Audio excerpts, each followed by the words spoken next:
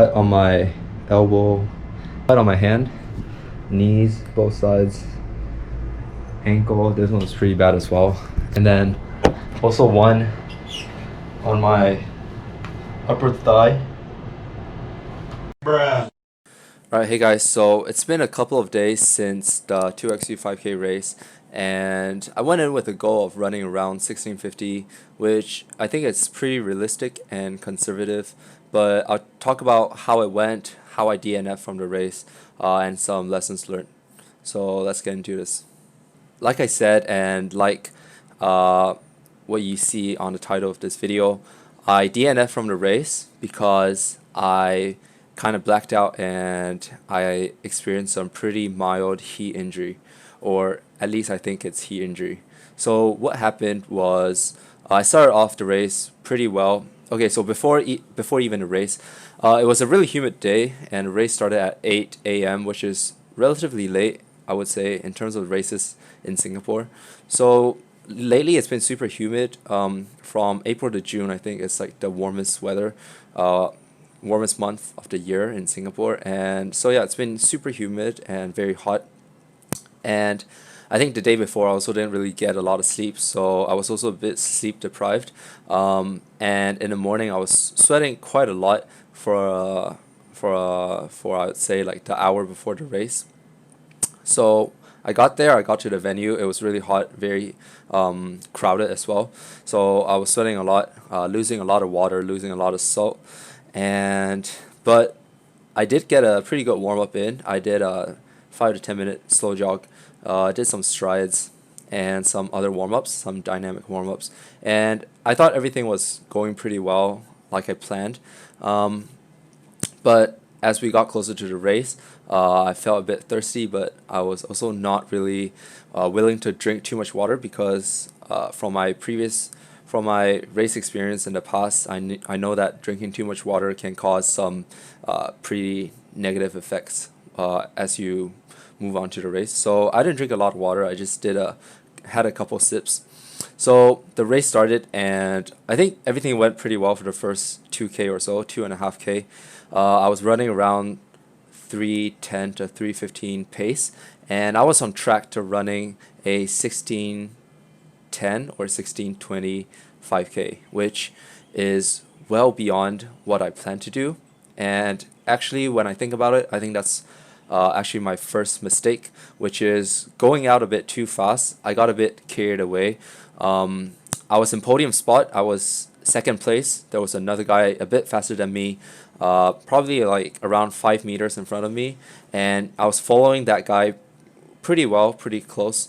So yeah, I think the my first mistake was going out too fast and getting a bit carried away with the whole race. And I think that can also be caused by the adrenaline, apart from the guy that I was talking about. Now, of course, everything started going downhill as we got to the 2.5 to 3K point. And from then on, I knew I was more than halfway done. I could visibly see the finish line. I mean, it was far away, but I could see it. And, my confidence and everything was very high. I knew I was going to break a PB. I was looking at my watch and I was on track to running a 16:10 or 16:20-ish. So yeah, I was really happy. But then it all started going downhill, and just in a split second, I started feeling tunnel vision. I couldn't really see straight anymore, and I realized that I was losing control of my legs and my whole coordination of my body. So I was kind of just flailing my arms around, and I wasn't really in control of anything, which is kind of weird because I've never experienced something like this before. I've had some pretty tough races before. I've had plenty of tough training before, but I've never experienced something like this. And I thought it was okay. I thought it was just, maybe the weather's hot, maybe I was running too fast. So I thought it was just like a normal feeling. But then around 3K to 4K-ish, I started bumping into other runners because there was still some runners left from the 10K and the half marathon that haven't finished yet. So I started bumping into those people unintentionally because I could see them in my sort of vision, but I was unable to dodge them, even though I tried. And yeah, uh, at that point, I couldn't do anything apart from just keep trying to go straight and just literally trying to not fall, because I kept every step I took felt like I was about to fall, and the next step I took was sort of like me trying to pick myself up from not falling. And that kind of went on for a couple, I'll say 200 to 300 meters. Eventually, I just slammed straight into the ground. I kind of blacked out I mean, I didn't black out because I slammed. I blacked out because of all the exertion and possibly some mild heat injury. And I kind of just, my mind just went blank for maybe 1 or 2 seconds. And I didn't really feel the pain. I didn't really actually feel much at all. I just knew I fell down. So I couldn't really hear much, but I also can faintly hear people around me asking if I was okay, blah, blah, blah. And of course, I kind of just ignored them because I was so in the zone. I picked myself up, tried to keep running, and of course that didn't go well. So after I tried to run for a couple more meters, slammed to the ground again. And as you can see, this is maybe like 5 or 6 days later. I still have bruises everywhere. Later, I'll show you another video of my bruises. So yeah, of course it hurt, but I didn't feel that at the point of time. And luckily, there was two very kind men, two very kind people. They assisted me, and they kind of carried me to the medical tent. And of course, the medical team, they assisted me with like water and ice packs and all that stuff. So that was great. The rest is okay. Like after I got home, nothing happened. I felt great.